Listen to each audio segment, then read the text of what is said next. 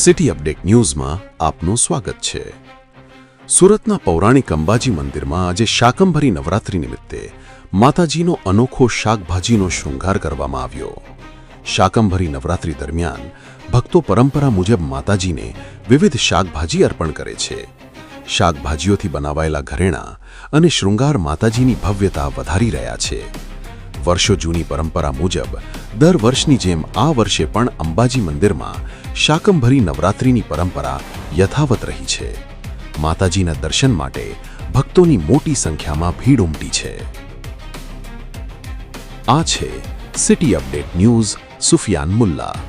જોડાયેલા રહો, કારણ કે હવે શહેર નહીં સમગ્ર દેશ કહેશે। આ છે સિટી અપડેટ ન્યૂઝ